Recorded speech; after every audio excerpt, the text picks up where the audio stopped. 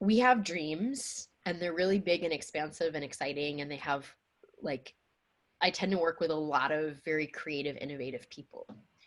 But some of those people are able to translate that into offerings that serve people and earn a lot of money and are thriving. And some of those people are very touch and go, very frustrated, like hit moments of burnout. And I'm like, what's the difference, right? Like, why are some people able to create impact and others not, when we all have big dreams, or most of the people I'm engaging with do, right? And that's what I've been like a student of alongside them.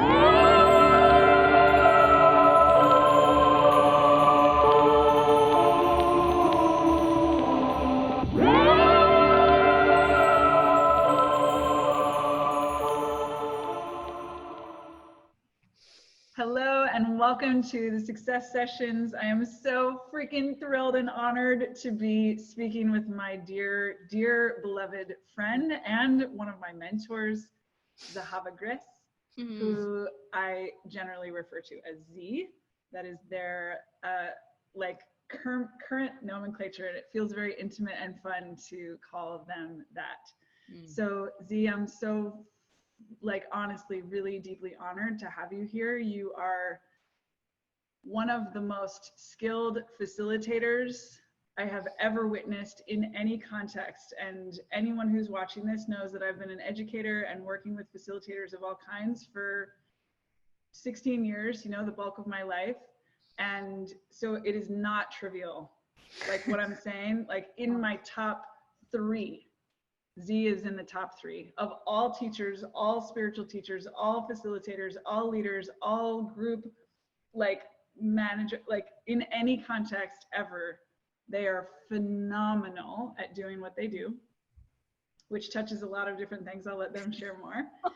And we've just been friends for a long time. So we've known each other as dancers in New York City, and then more recently as entrepreneurs, and we've been really connecting more around the integration of activism and leadership and entrepreneurship and money and spirituality and sex and I mean, there's just a lot of the ways that our whole organisms show up. And so I'm just delighted to get to have this time with you, Z. Thank you for being here. Oh my God, what a delicious invitation to say yes to. Thank you. Yeah. Would you like to tell people any more about sort of your, would you like to add anything to my very personal bio of you before we dive in? Oh my God, I just, wow. I want to say, it's such a gift growing with our friends. Like when I think about where we were in our lives when we met, where we are now, what's ahead of us, our relations that inspire us and support us are like the sweetest part of life. And it's just, I just want to say it's like really special to have you in my life and to see you grow and to be able to play with you in this way. Because I know we're both very visionary leaders that really want to support people. So that's what I want to say as I land here with you. Yeah. Yeah. So much respect for you. Yeah. Same. So I like to start every one of these interviews with the same question, which is, how did you define success as a child and how were you wrong? This is so great. I've been thinking about this. Okay, when I was a kid, I was like, success means I do what I love and I save the world. And what that meant to me was, I'm going to learn how everybody dances. And then I'm going to do a show that will create world peace because everyone will see themselves in my body. This was like what I thought my life was about when I was a kid. And that is still a beautiful and motivating idea, but the way I was wrong there's three ways that I see that doesn't work very well. One is it's not attainable. You know what it's like to play for a goal that can't actually happen. It's not an empowering experience. It was vague.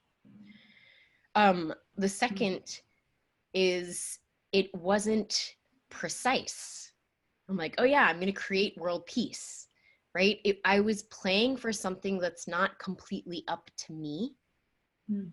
And part of success is understanding what is in what we can do and what is beyond what we can do, and focusing on the things we can do.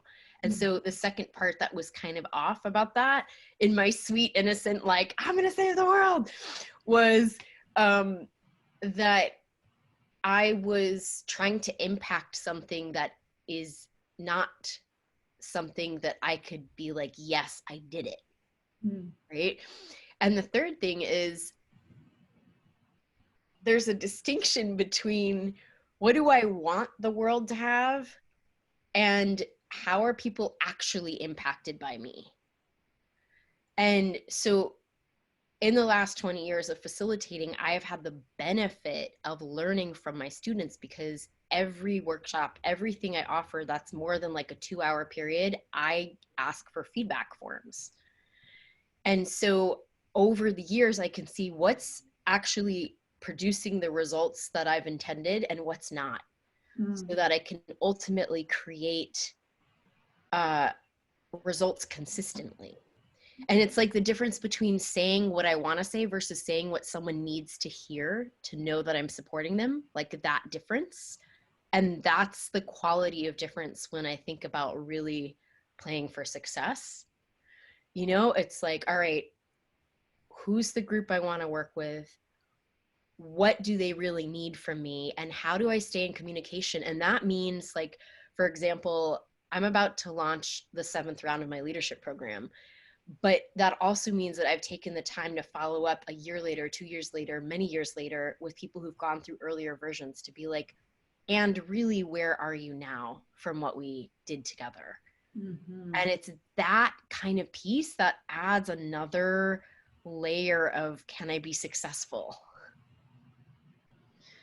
I'm hearing you talk a lot about, this is a funny word to use, but the word that's coming to me is measurement.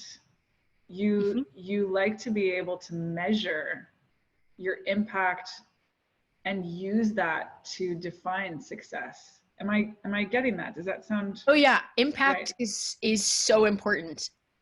You know, yeah, because that means we're actually present to what is happening, and we're responsive, right? And there's another piece around success I want to add in a moment, but this thing about impact is so important, because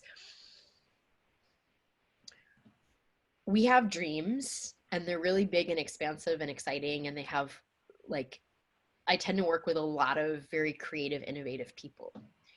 But some of those people are able to translate that into offerings that serve people and earn a lot of money and are thriving. And some of those people are very touch and go, very frustrated, like hit moments of burnout. And I'm like, what's the difference, right? Like, why are some people able to create impact and others not, when we all have big dreams, or most of the people I'm engaging with do, right? And that's what I've been like a student of alongside them, you know?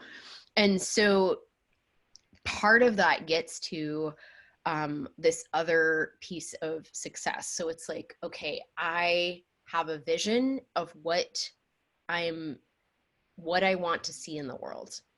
And it's got specificity, and it's attainable, and it's in a timeline that is empowering to play for.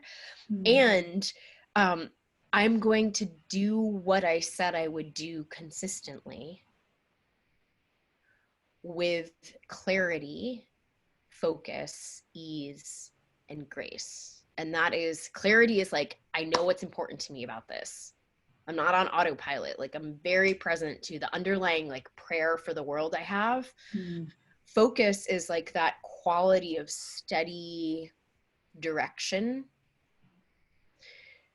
Ease is asking for support, building like deep, sweet support, and breaking things down into very sweet, small steps.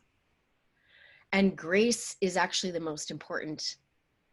And that is like, I have the honor to do what I love and to make a difference.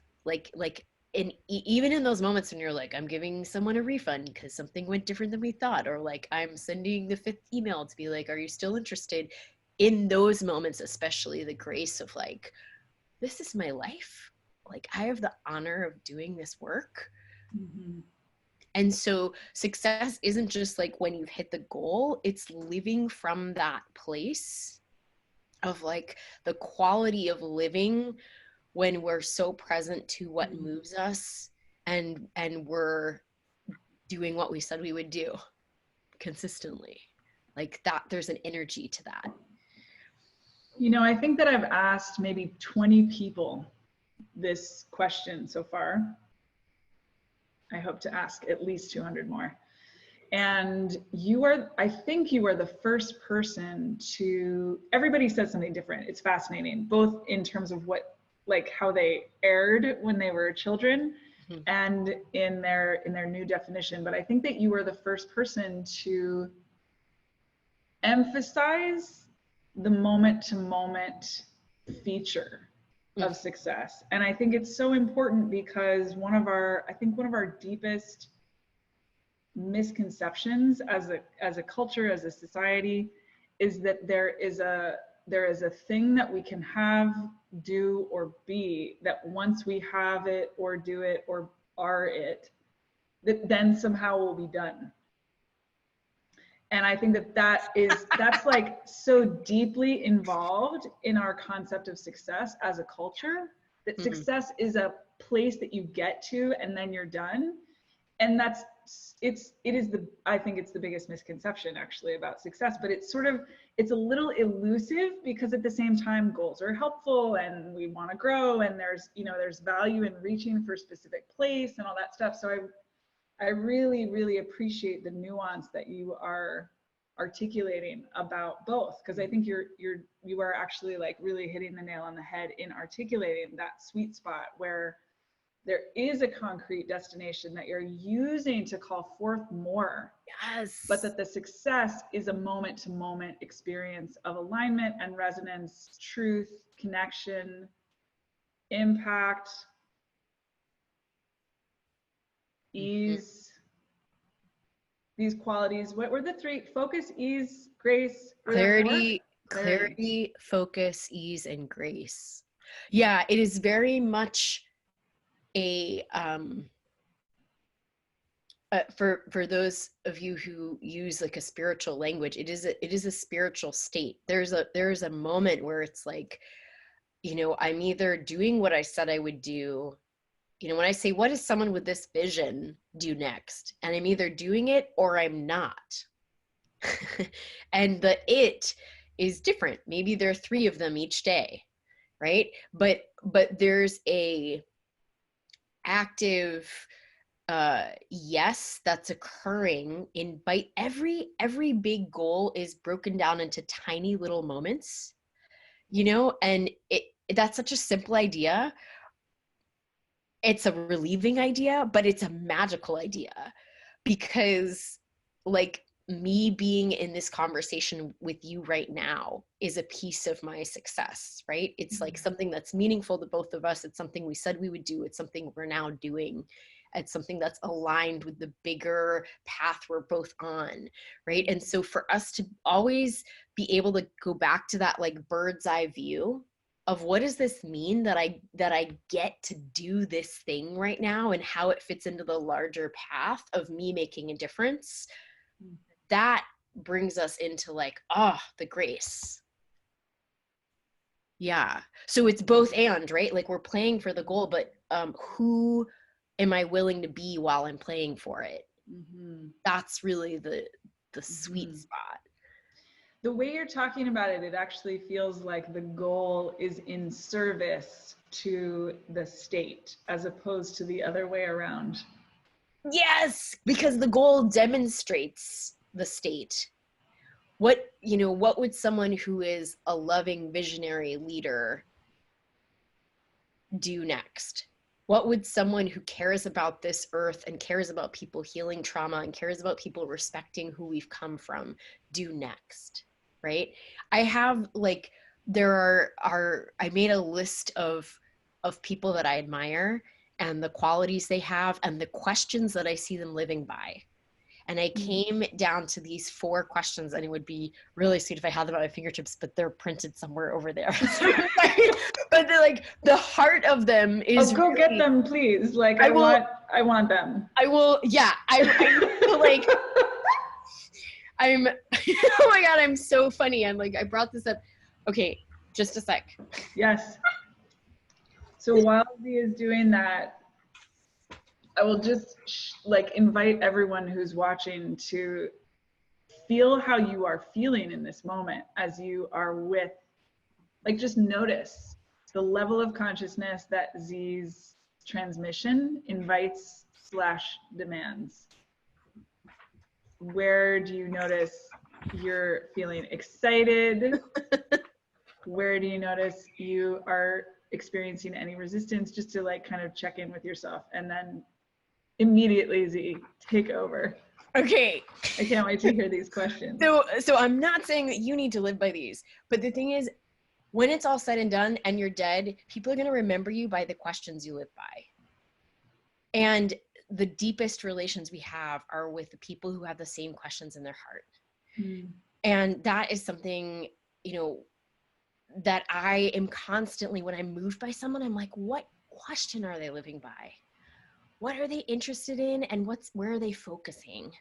And so these are the questions that I came up with right now that are like my 4 questions. How can I contribute to a culture of interconnection, welcoming, and belonging? That's like number 1.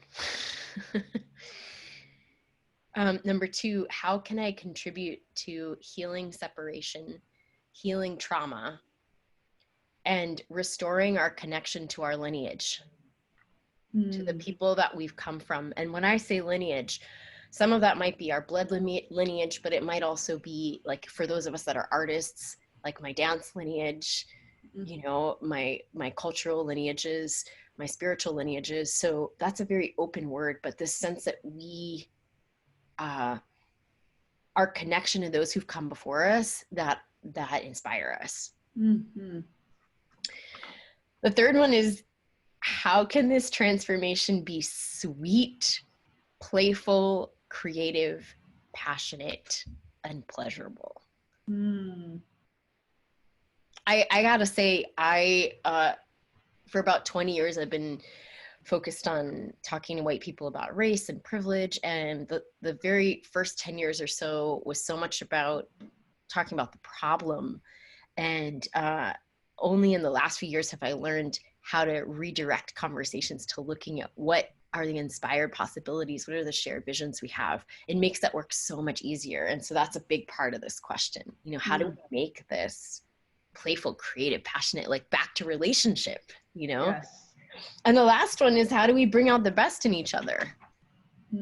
It's just so simple, but how do we bring out the best in each other, instead of like, how do I keep, making sure everyone knows these things about me? If I put my attention on how do I bring out the best in others, it's automatically a way more empowering way to be together. I love these questions. Thank you for sharing them. They feel like another lens on this definition of success. Like, these questions frame success in my mind as I hear them. It's like, okay, they point to that kind of more goal destination feeling definition of success, and the reaching for them is the day-to-day, moment-to-moment practice. It's very, very juicy. I'm really struck, Z, by how actually strong the through line is for you, at least in my perception.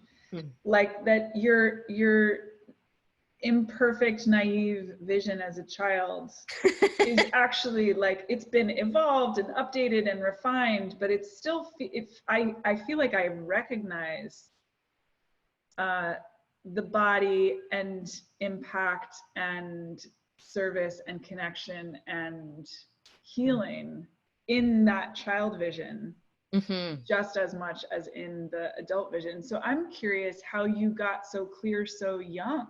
Like, how did you know at such an early age that this was what you wanted to do? That's interesting. I don't know if I could give you an answer because I've never experienced not knowing. Right? So, and that's a limitation for me as a facilitator. Right? You know, it's like the places that we've had challenge that are often what we can facilitate most masterfully because we've gone through that. Right?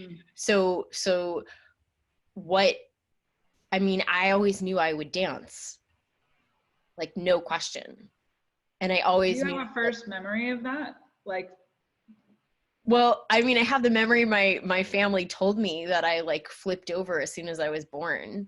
And the doctors were like, we've never seen someone like move like this so early, you know? Like, so I was just like, I'm ready to go, right? But I will also say this, like, you know, when I loved dance so much, not a lot of the my parents, a lot of the adults in my family were kind of like, uh-oh, you may not make it. And I remember my mom saying to me one day, if you make it in a Juilliard, then you might be able to be a dancer. And I remember the day I made it into Juilliard and I thought, oh my God, now I can be successful. Like now my family will, you know, and it was a summer program at Juilliard. And I was like, I thought I had just been granted the world. And that was also a mistake, like, which was interesting, right? Because it's the same idea of like, is it something outside of me? Am I waiting for someone else to tell me I'm a dancer or I'm worthy of this career, right? And that's not, yes, I'm a dancer. I dance every day. It is the way I love honoring being alive, right? But it doesn't look like when I was a kid. Yes, I've had a period of my life where I was mostly touring. I'm going on tour again next week. But is that my sweet spot? Like, I've had to learn, you know, I've had the privilege of touring my choreography and my dance and my work internationally, and that's actually not my sweet spot. And the only way I knew was to try it. I really like working with smaller groups in deeper time and repeating and having a duration to go deep. And so a lot of this is really like you try something and then you get feedback about what actually works and how people are with you. And I would say, you know, as a young person, I was so blessed that I got to discover movement like from the beginning. But I would also say, I mean, I wrote, the second book I wrote is Sacred Body Wisdom. It's an anthology. And in it was also, you know, as a young person socialized as a woman and as white, my parents, like many parents, were like, what do we do with someone who has so much energy? Ballet, right? And so I went through my 20 years journey of, you know, started dancing professionally at 12 and stuff. And I had to, like, with the Joffrey, and I had to unlearn a lot of that. And so my body had to unlearn things because I was getting injured. I had to unlearn what was seen as beautiful and true and the quality of competition, the culture of competition. And so it became the doorway through which I was unlearning whiteness, because ballet was one of the main vehicles whiteness was given to me, right? So I don't want to just paint a picture of like, I always knew I was a dancer and ta-da, here I am. There have been many phases that dance has meant different things to me. Mm. And by being able to dance with people in different cultures, I have learned that dance is often different communities that share a passion, whether it's dance or something else. They often have an unspoken agreement about what is valuable, what is beautiful, what is true.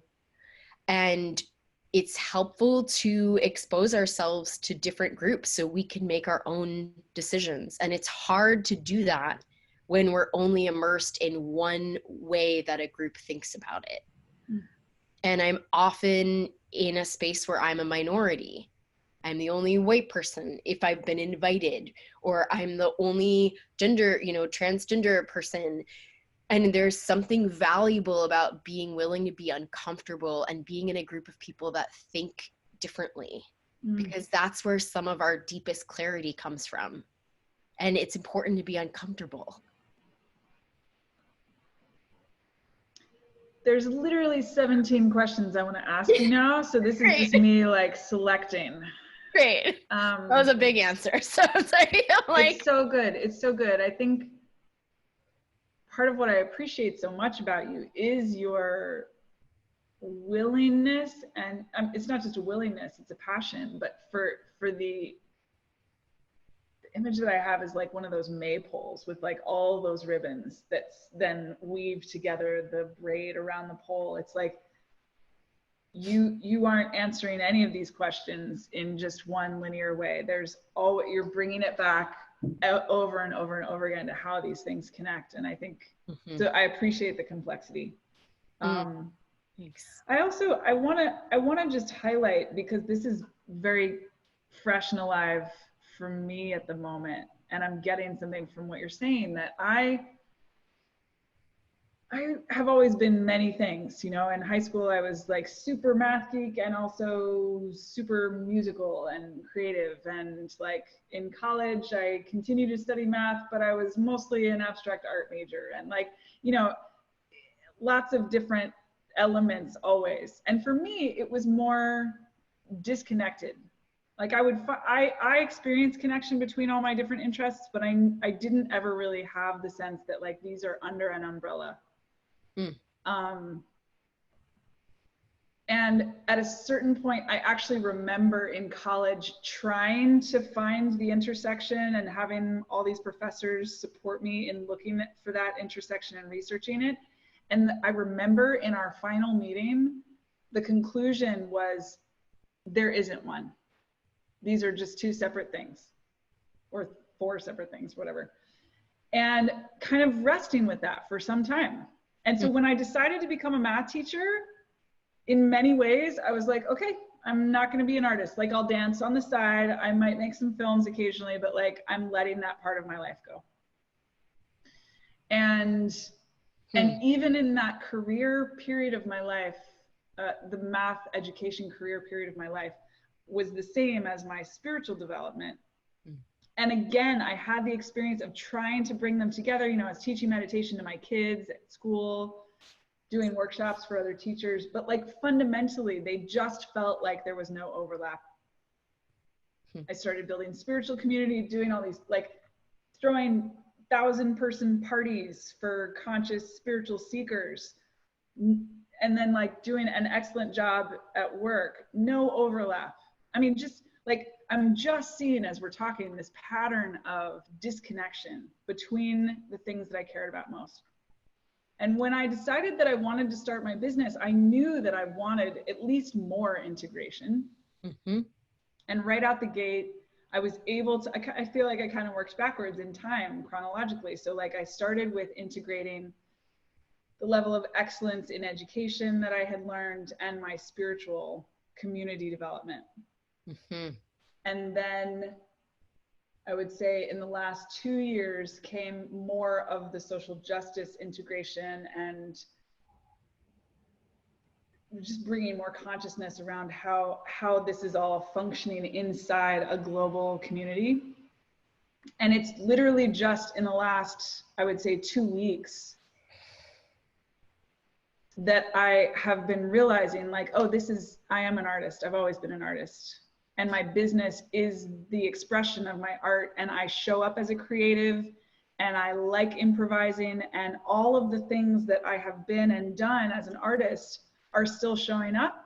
And recognizing that has been just enormous for me in terms of giving myself permission to see myself that way and bring that training and expertise and passion into the business on purpose, instead of feeling like, well, that's not me anymore, or I'm not supposed to do that anymore. But instead to be like, the business is the perfect container for every version of myself that matters to me to come through, and to stop feeling like they need to be separate or that I need to compromise in some way.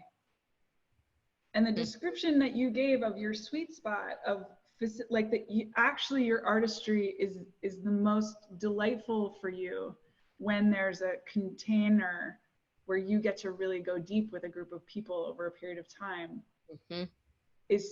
I think that's such a powerful example.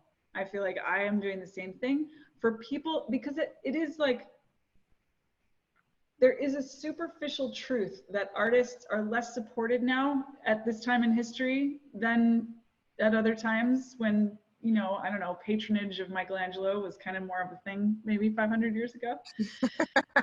Now it's not so much a thing, but I think that a lot of artists feel like they have to choose. That I feel like that's what I learned, like growing up in the 80s. Like if you're going to be successful as an artist, you have to sell out and not, in other words, not be true to your art, or you're going to be broke and alone. Yeah, I've heard about two that. choices. And so I really want to put lots of neon lights around your story and mine as a complement of resonance, that actually the success that's available to us, the resonance that's available to each of us individually, especially the artists. And I say especially the artists just because I think artists know what resonance is. They feel it. That's why they create what they create. So they're better than average at recognizing when something is in alignment. Because that's what creative practice demands. That is available with whatever value systems go along with it, whether they have to do with money or activism or equity or impact or whatever, like whatever, that there is a weaving of those things. Yeah. So that was a lot, but that felt really, really important to articulate. Thank you for going there with me. Absolutely. Yeah, I think that's so important. I mean, I went to an entrepreneurial academy, as you know, Move the Crowd. And, that was such a call for artists and activists to heal our relationship with money. And at that period in my life, I knew that I could not offer all my gifts in the way I really wanted to unless I had a breakthrough around money. And I still run into that way of thinking that you were just speaking, where people think they have to choose between being an artist or something else. And yeah, I just really echo what you're saying, because, we design what being an artist means. We're creative. That's our nature. Yes. So yeah, if there's a way we want to move forward, I mean, one of the things I look at is anytime you have a big vision and you want to bring it into a physical, real thing, it takes time, money, vitality, like your health, creativity, relationship, and enjoyment, your ability to like be in the grace of it. And it's pretty hard to bring a dream into a physical, real place without any of those 6 forms of energy. That's so powerful. It's Can like, you say them again? Yeah, time, money, vitality, creativity, relationship, and enjoyment, like your ability to savor and be in the grace of it. And so when I look at my life, when I work with clients and we look at where their dreams are and what results they're producing, we look at, well, what of these 6 forms of energy, like where are you with these 6 forms of energy? Because it's pretty hard to play for any goal without those 6. And some people are really good at mastering some and less others. I mean, for me, I work a lot with dancers and people in embodiment, somatic, sexuality, people who work with the wisdom of the body. And a lot of times they know a lot about vitality, but they maybe haven't focused on having a breakthrough around time or money yet. And then sometimes I work with people who are really have done a lot of work around time and money management and how to be masterful with that, but their vitality and creativity and enjoyment isn't a part of their practice. And so just like being able to sit back and look at these 6 has been really helpful because they're all about working with energy. How did you, I want to go back just a moment because I think that this is significant. What happened that had you realized that money was something you needed to give your attention to? My grandfather died, and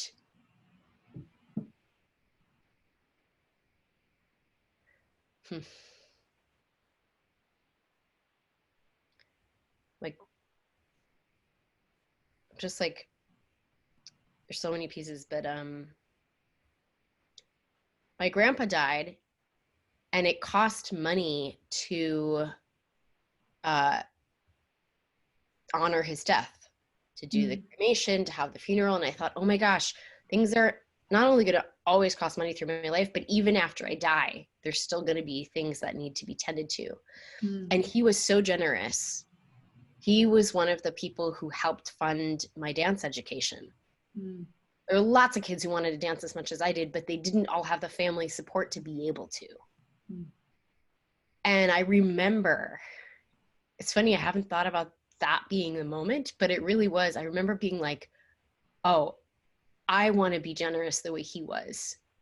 That means I need to have a breakthrough around money. Because 1, he's gone. I can't keep asking him for support, right? And 2, I want to be that person for someone else. Beautiful. Yeah. I would love to hear you speak as we're kind of moving in the direction of closure, but I'm going to ask you to open up for more complexity. A really big question. I would love to hear you speak more about, I think of you as someone who lives at the edge of conversations. Like, this is something that this is one of the reasons why I feel like we're still connected after all this time throughout all these different periods of our lives, like way more now than 15 years ago when we met, but like over long periods of time, we've known each other.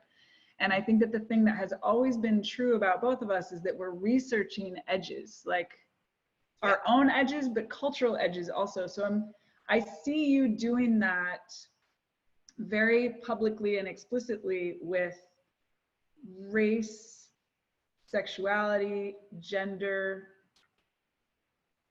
and then of course it touches all these other things. But I would love for people to really feel you on some of those edges that we haven't, we've touched a little bit, but I would love to hear you go deeper into maybe like what you're wishing for the world around these issues, around these places, what you're working toward, what you're wanting to create or see. Does that question make sense? Yeah. Okay, great. You know, at its heart, it's so simple. It kind of goes back to how do we bring out the best in each other? And we're living, many of us are living at a time and in a society, especially for those of us who are white and in the US, but really many of us in the world right now are living at a time where there needs to be a lot of deconstructing, dismantling, questioning some of the ways that we might assume is human nature. And that might be because whiteness is not compatible with humanity. So how do we start to identify what it is? What are we practicing that we don't realize we're practicing? Can you give us an example? Yeah. There are 12 examples in my book. Yes. On Sacred Body Wisdom is the name of the book. But an example of that is competition, right? You know, thinking, even the way a lot of us think about business, where we're constantly, you know, comparing ourselves or trying to say, well, the value is because they don't da da da da da, right? Even that mindset is not compatible with who we need to be as human beings right now to live well on this earth together. And the depth of how we've been programmed in that. And specifically white people. Yes. Yes. And the ability to not just see that that isn't a way forward, but to actually see an alternative and be interested in that pivot multiple times a day. How can I be more interested in bringing out the best in others? How can I be interested in acknowledgement and celebration of who others are? Right? It's like, really, what are we pivoting towards? What are we replacing whiteness with? Because in order for us to move beyond the social invention of whiteness, and I'm just using that as an example, but we could say this about many things, there's a discomfort because now we're not following something familiar anymore. And that's the deepest invitation for our creativity. Well, what are we replacing it with? And what are we replacing it with together? Right? And similar with gender, you know, if you don't assume that you are the assigned gender you were told you were the moment you entered the world, then in the place of an unfamiliar, who might I be? What inspires you? What's creative for you? You know, how do we create a supportive culture where everyone can have an authentic, empowered relationship with their own experience of gender? You know, and so essentially all of this kind of goes back to the root of who am I really, and what am I here to do that will make a difference for my fellow human beings? And race and gender and sexuality are often places where it gets a little foggy. And so the work I do is to clear the fog so we can more clearly be with those questions. You know, I just want to use this moment to suggest in as strong language as possible that anyone who is here, hearing Z, take the opportunity to be in a container that Z is holding. Because I feel like we're just like, this whole conversation, I've been aware of it the whole time. We're just like pointing to something, and you won't know Z's mastery as fully as I do until you step into their container. So it is all the things that we are talking about. Like I've only really been in one of your containers, Z, but I had the privilege of spending like three and a half days, I don't even remember, some short period of time, maybe a couple hours a day, doing research around power. Yes. In a movement and open to sexual edges context, which was shockingly uncomfortable for me. Like, I did not want to be in that room really at all. I had all the reasons not to be there. Most prominently that I was in a monogamous relationship with a partner who wasn't there and would not have been on board with me doing any kind of like edgy exploration. And what I found was, even I'm like kind of outing myself as like, I was probably one of the most resistant and like defended people in the room. And Z held such a mind-blowing container for safety, integrity, permission, acceptance, curiosity, that I felt absolutely 100% of the time held, contained, safe. I felt like I actually got to explore giving myself permission to be the least edgy person in the room, which is kind of the opposite of what I normally do. It was like, I'm going to be the most conservative, you know, the most. I also got slapped in the face that day, or that little period of time for the first time in my life, which is a big deal. Like to say yes to getting slapped in the face and enjoy it and feel like empowered as a result. Like, oh, I've never, you know, my parents didn't do that to me. So I'm okay, great. Now I have that experience. I was just like, I've never seen anyone navigate the complexity of this fog image that you just gave. I think was so powerful. So I really, really want to encourage people to step into one of these containers. And I don't think it actually matters what the subject matter is. It probably does, but to me it doesn't. I'm like, it doesn't matter, whatever Z is facilitating, I can stand by it. Yeah, I so appreciate that. And it was just like, I mean, that means a lot to me that you felt so held and supported in giving what was uncomfortable, or maybe even like not being totally clear why you were there, possibly. And, you know, I'm really dedicated to spaces where people have a supportive, permissive place to discover what there is for them to get the most value out of it. And it's not my agenda to know for them what that is. Mm-hmm. Yeah. Well, and I learned so much about myself in that workshop that I just didn't know. I didn't know how important power play was for me. And once we did that work together, I realized that was the reason I'd been dancing for 20 years. That was the reason that I had been exploring the edges that I had been exploring. It wasn't about sex for me. It was about power. And then of course there's this turn on in power play. Anyway, and then it set me on a trajectory. I've done a ton of work with a ton of other mentors, many of whom you know, some of whom I don't know if you know, but like since then, that kind of opened up, it illuminated a blind spot for me that I didn't know I had. And gave me freedom to then explore and grow in this area where, I don't know, the image that I have is like if a tree is like up against a wall and then the wall is taken down, and like up until that point the branches could only grow so far because there's no room for them, and then the wall is taken down and suddenly there's all this other space for those branches to reach into. That is I think part of your gift. Wow. That's exactly what I'm talking about when suddenly you break down something like race or whiteness or power, and then suddenly you're like, oh, I didn't realize I was growing like this. Right. You know? And so it's such a great like way to describe it from the inside. Yeah. Thank you for that. Yes. Thank you. Yeah. Oh my God. Okay, so I've encouraged people in all ways to work with you. If they're actually interested in taking action, what's the best way for them to find you?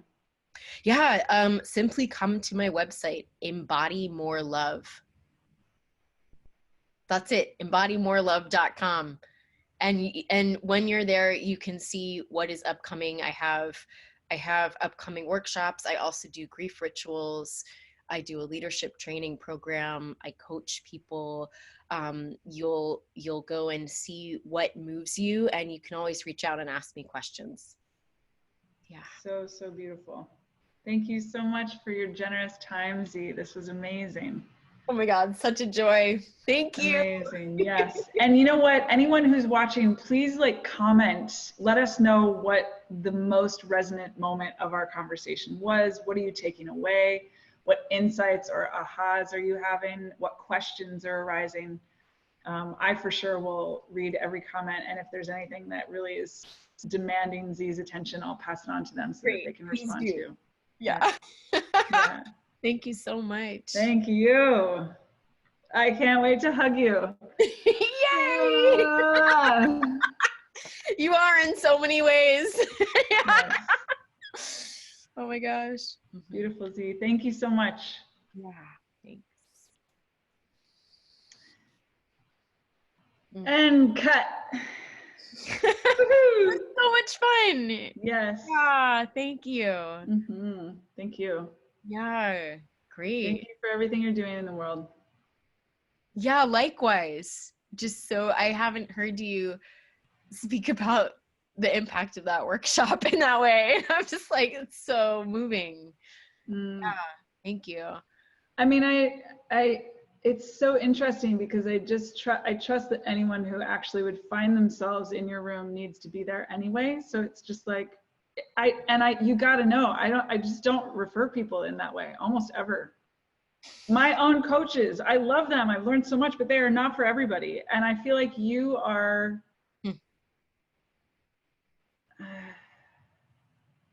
what is it? It's like, because I don't think you're for everybody either, but I just feel like you are if they're in your room. Like just go and if they're willing to just come. go. Yeah. Yeah. Well, I have created more rigorous applications for almost all my offerings as a way of helping people see if they want to come. And that's something that, you know, I think kind of speaks to what you're saying, because it's not so much about their experience level, it's about what moves them to be there. Yep. Yeah. And their courage, which I think is something like you so clearly demonstrate, you know, like the courage to discover something you don't already know about yourself. And that's like probably one of the biggest reasons people don't come. Yeah. Which is fine, because, you know, if they're not wanting that, then they shouldn't come. Yeah. Yeah. Oh my God. Well, and I think that's part of why I felt called to speak about my experience in the way that I did, because I think it's important for people also to know, and for you to know that, I mean, having said that, in general, I am above average in my my capacity to learn and receive and step into like a transformational container. Like I have a lot of practice doing that. So I was able to bring that to the context with you. But seriously, in my lifetime, I don't think I've been more resistant. You know, it was a peak, wow. Not at all clear, and I was really battling, like in choosing, I can't remember the other offerings, but I was just like, I chose yours knowing that it might be the most confrontational, but because I trusted you. And what I found there, I mean, it was a peak experience. That trip was a peak experience because of getting to see you in your mastery. So thank you. I haven't seen you doing that work in person. Yeah. I just know that you're even better now. Like there's no question. I'm getting better. It's true. And it was so, well, two things. One, I remember we drove in the car back together and you said to me, you do good things with power. And that's still the name of my leadership program. It was that moment with you. And I was like, oh my God, I love that. That sounds I did not know that. That's so cool. I love knowing that. You said that to me. You're like, oh, you do good things with power. And I'm like, that really has a ring. You're like, yes, I do. That's so cool. Like every time I see any announcement about that, I love it. I'm like, I didn't know that had anything to do with our conversation. That's so cool. Yeah. And then I'm going to DC and doing, now it's called Play with Power and Gender Through Dance is the current title, just is simpler. But I'm doing that work in DC and back here in Oakland, and it's like, it's growing, you know, because Touch and Play was an incubator for me. And the core things that I brought to Touch and Play now are my standalone offerings in places that I'm still bringing. So yeah, that was I think the year you came was the first time I taught it. Well, it was the first year of Touch and Play in the States. So I think that. Yeah. I remember you talking about that. And I think I was discovering my soul work through that workshop. Like That's it was amazing. like, whoa, this is the right combo of all of things. I remember that too, actually, because I remember you talking about how like the delight of being able to do this work around power and sex, and to some extent like race was coming in with dancers, with movers, was like so good. Yeah.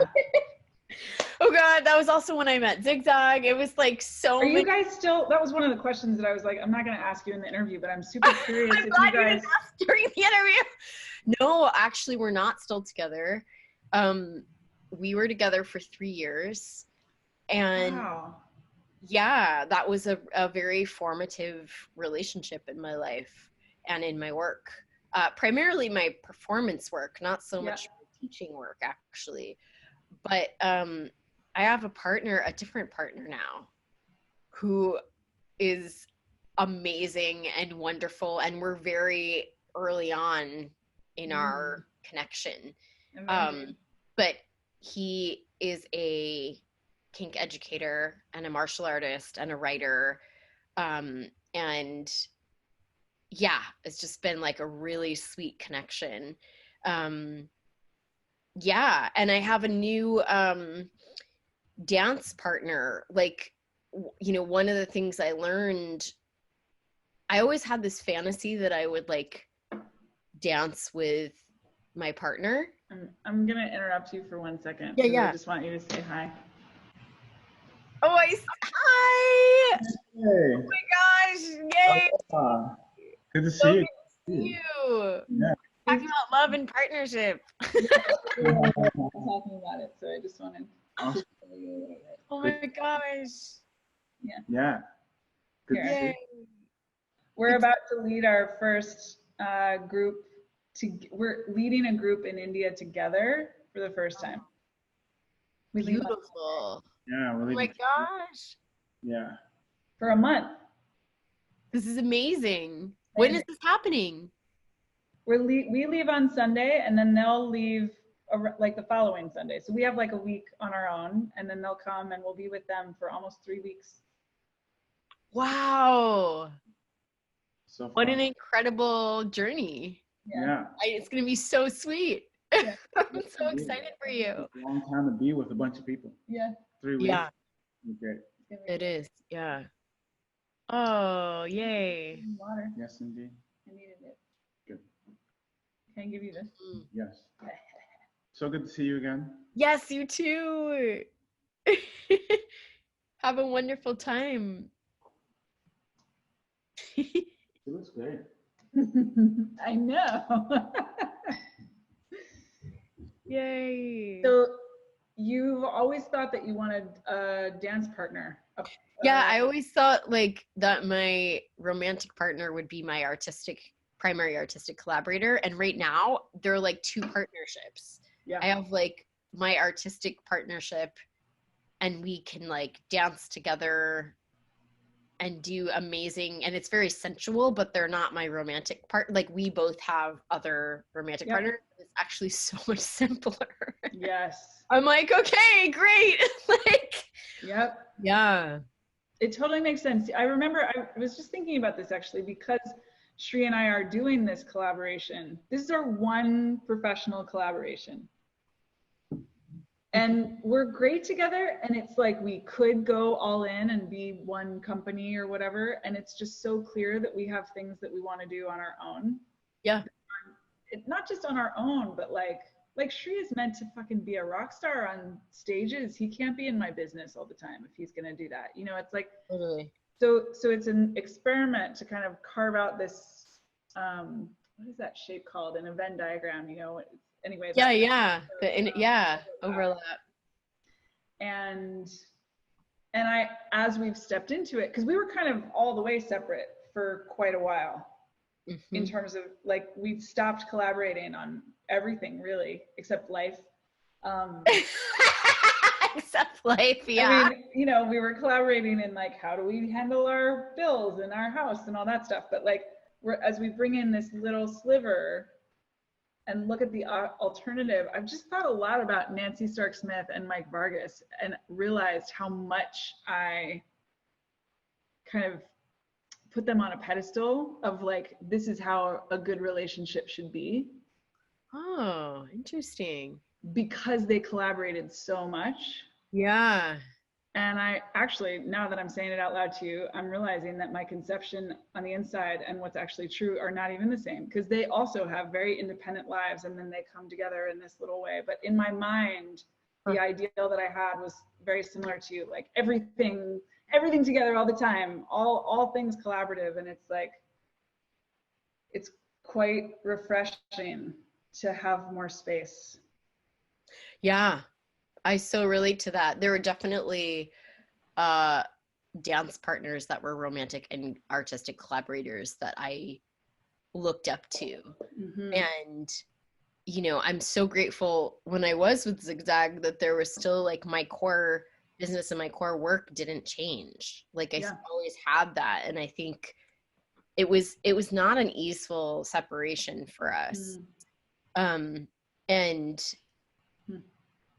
And yet my healing journey from that has also, you know, it's still happening, but it's been so, I've learned so much about healing trauma and like rooting in myself.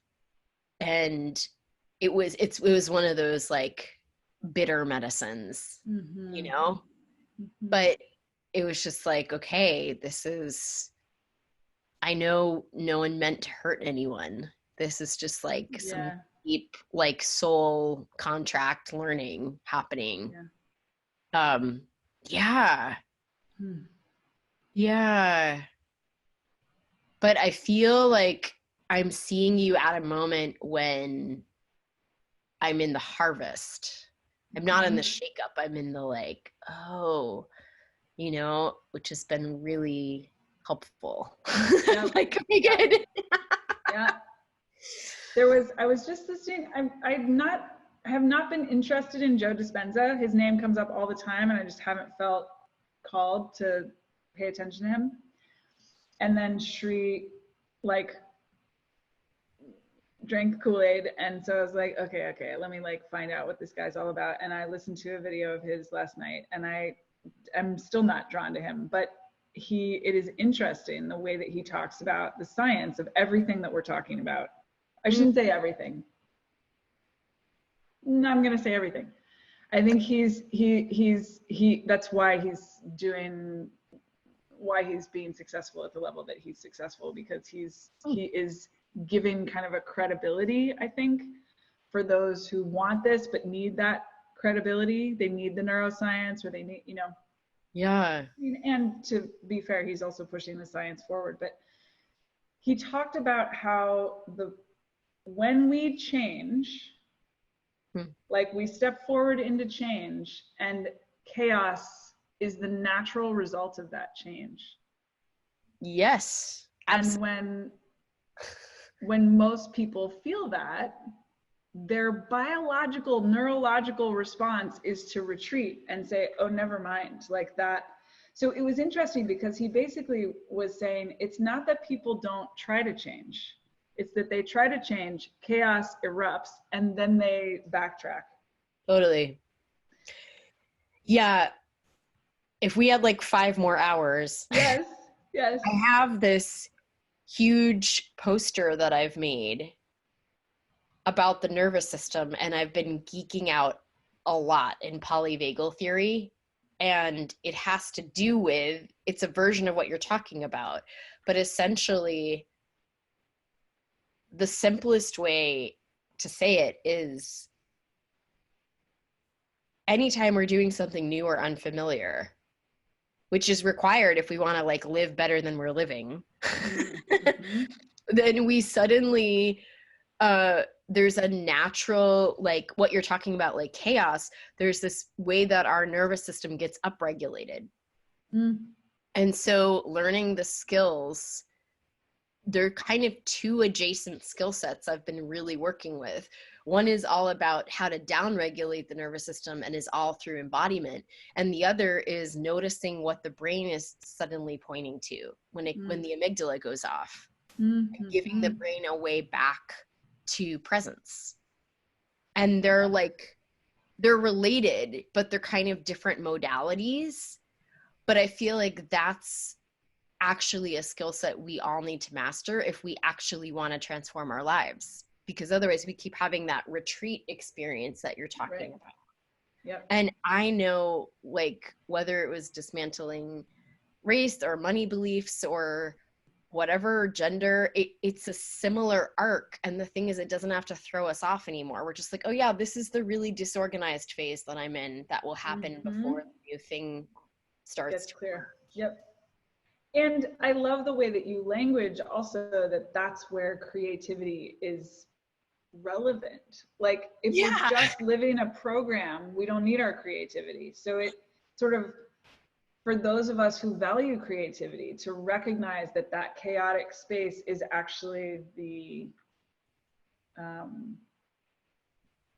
soil, the earth, the foundation that those creative seeds need in order to grow. I think that's radical. Otherwise it's like, oh, we have a cement sidewalk to plant whatever we want our garden in. Like that's very difficult. Yeah. I love that. I love the images that we come up with together. I totally want that 6-hour chunk of time. I know. So let's make that happen. Yeah. When you're in LA, let me know. And when I'm next up north, I will let you know. Yeah. And I think we're going to release this in February. Okay. In any case, my team will be in touch with all the details and they'll edit it and it'll look great. And I'm really excited to share it with I'm people. so excited. Yeah, this is great. Do you need anything else from me? If we do, my team will reach out. Okay. If we had more time, I would ask you for feedback. And so I will ask if you would like to send an email about what, if anything, could be better as the guest interviewee. That would be helpful. And then of course, like things that, anything you want to share. I'm super excited always to be in touch with you. So sweet. Okay, cool. Sounds great. Yeah. Yay. Nothing in this moment that I can think of, but I'll sit with that. It was like a great experience. Thank you so much. Good. Yeah. Good. Oh my God, so much love for you. And I look forward to our next connection. Me too. Yeah. I love you too. Have a wonderful rest of January. We'll send you love from India. Yes. Oh my God. Blessings on your trip. So Thank you. Excited for you all. Thank you. And for all the people that get to be with you. Yeah. It's mega. So great. Yeah. I love it. Bye. Okay. Bye, Z. Everything you want is already here.